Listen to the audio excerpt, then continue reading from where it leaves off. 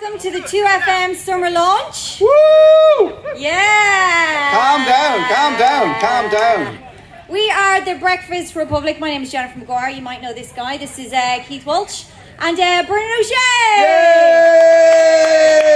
Yay! I have to say, he's looking well, isn't he? He is looking fantastic. Bernard O'Shea, I have to say, you're looking fantastic. It's great to see you. I mean, I know you've just had a baby and, you know, life is tough and you're doing the breakfast show 7 to 9 every morning. I mean, what are you doing? What's your secret? How did you get to look so hot? Well, ever since I started working on the show with you, Keith and Jennifer on Breakfast Republic, weekdays from 7 to 9 a.m, Keith, it's just given me a new lease of life. Wow. That's amazing. That is wonderful. But to see, like, the fruit of your labour, I know you've been working really hard. He looks fantastic, doesn't he? Give us a look at can we just see the guns? I think the ladies want to see the guns.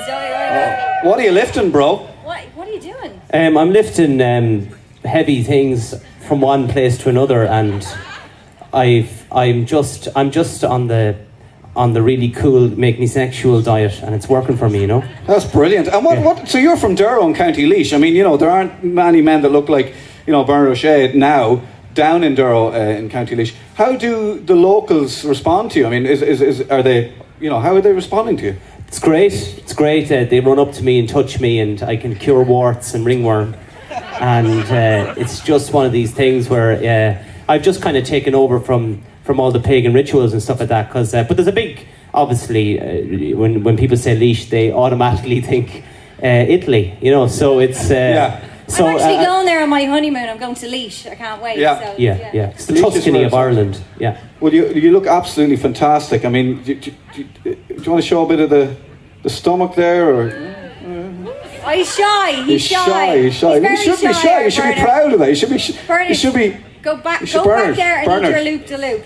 It's me. Look, I was behind the stage. It wasn't Mr. Ireland. We just wanted to look cool just for like 2 minutes. All the press are here, and you have to ruin it. You're always ruining things. Yeah. We just wanted one time where you look really cool.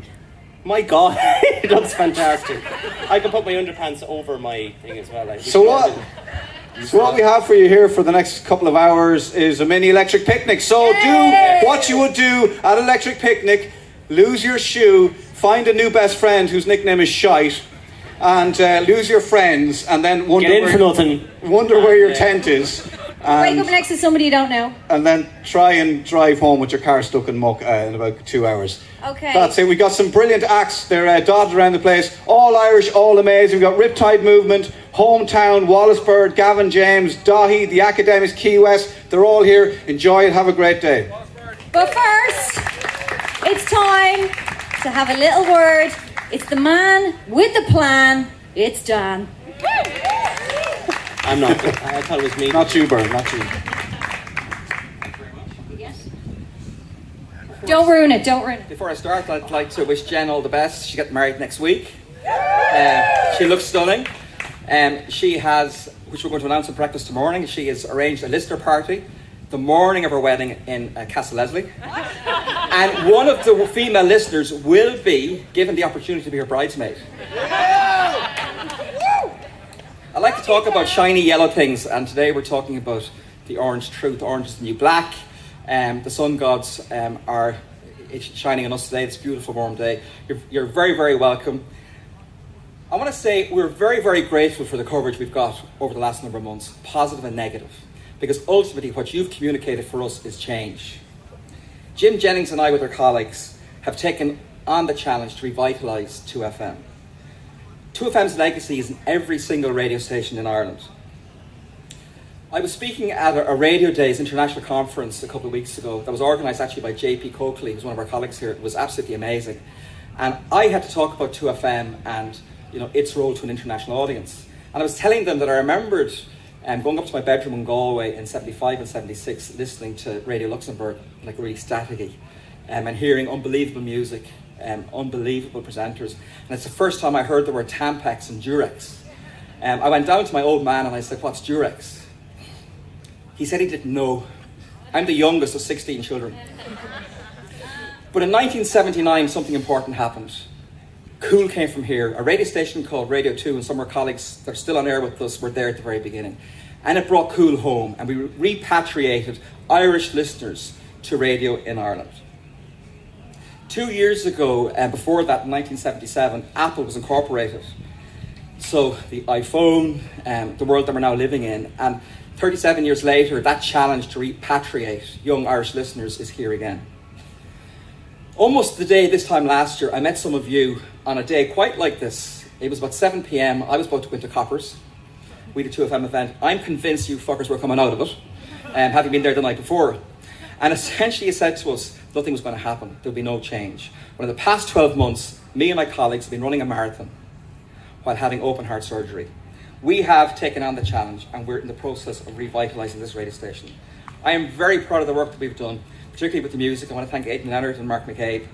And I'm really proud of the new schedule and the content we're generating. I'm particularly grateful to Paul Russell, who's been a huge support and ally of mine. And it's in all the mean stuff that I won't do, the hard stuff. We're 3 months in. Now is the time to talk about 2FM, not the first day.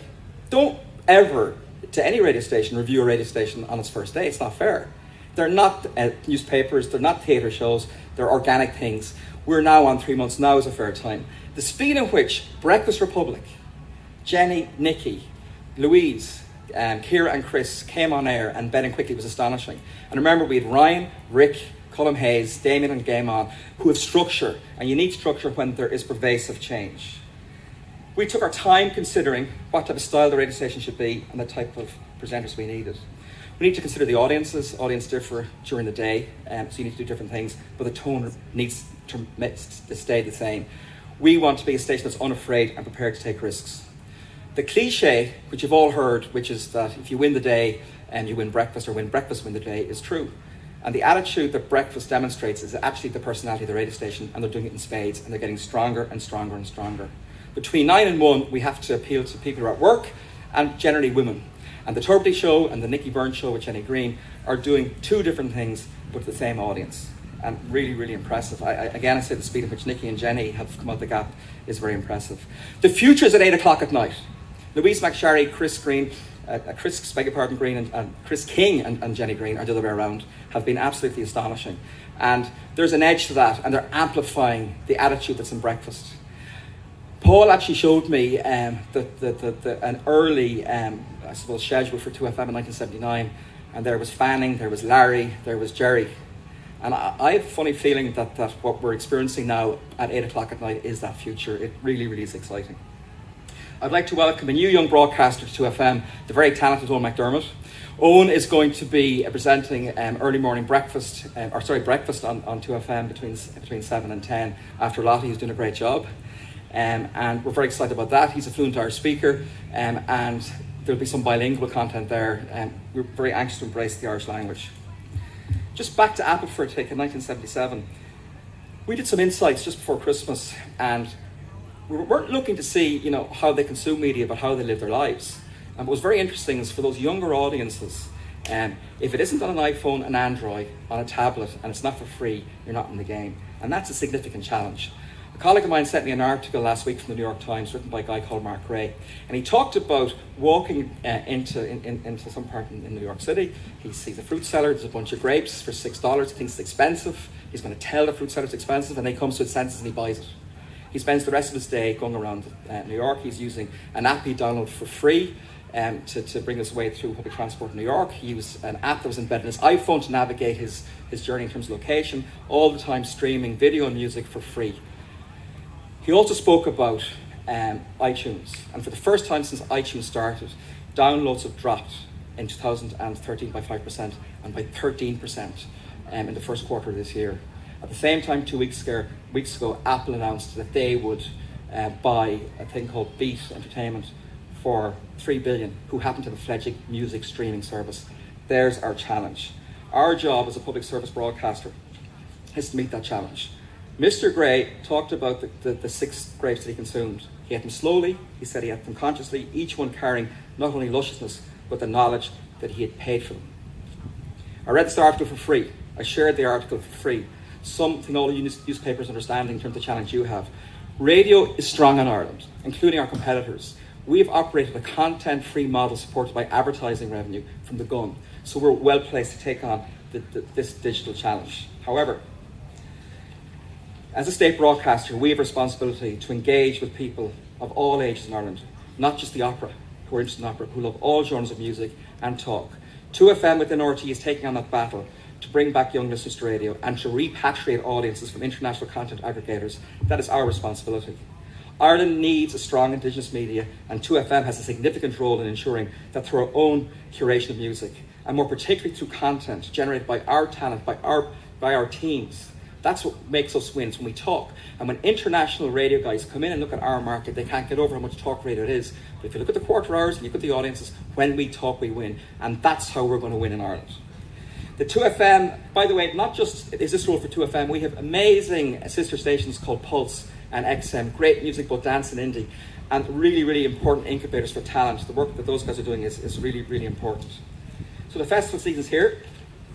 We basically said that we would promise more live music, more comedy, etc. We're at Sea Sessions next weekend. At the same time, we're at Red Bull cliff diving in Ishmore, same weekend. We're at the Vodafone Comedy Festival, late July in the Ivy Gardens, Casapalooza. And we're changing our tack electric picnic, where we're going to be very evident. We're going to be right bang in centre of it. And we have a major announcement in terms of what we're doing with New Irish, which we'll talk about in a second. Supporting Irish has been a very important part of 2FM. And bringing Irish music to our audiences is important. Today, as Keith said, we've got the Riptide Movement, Hometown, Wallaceburg, Gavin, James, the Academics and Dahi. Fantastic New Irish, which we're really happy to support. Along with the many things we do in terms of supporting Irish, we have a new initiative which we're doing, which is called 2FM Playing the Picnic with Oxfam. This is a major nationwide search for 10 on-site acts, the best of which will get to play live at the Cosby stage at Electric Picnic, and they'll get a session here, recording session, which will help dial up their exposure with the public and the industry. So, when can you judge this little project of ours? Well, probably next year. It'll take fully this year before we'll know how well we've done. In the meantime, we have another important goal, which is 2FM has to meet its direct costs. Revenue is important. 2FM has always been, up to recently, a significant contributor to the public service purse, and that's a major goal for us also. I would like to thank all of you for coming out. I'd especially like to thank the ever energetic Maureen and her team for putting on this incredible show. It really is astonishing, and I think your vision for here is the statement that we need to make as a radio station. I want to thank Laura Beattie, who's the head of marketing. I'd like to thank Mark McCabe and all our colleagues here. Lastly, I would just want to say to you, I really want to thank you for keeping the spotlight on 2FM. It's important you do, because 2FM is really important. Thank you very much. I really enjoyed today, and I'm looking forward to talking to you during the afternoon. Thank you for coming out. Thank you.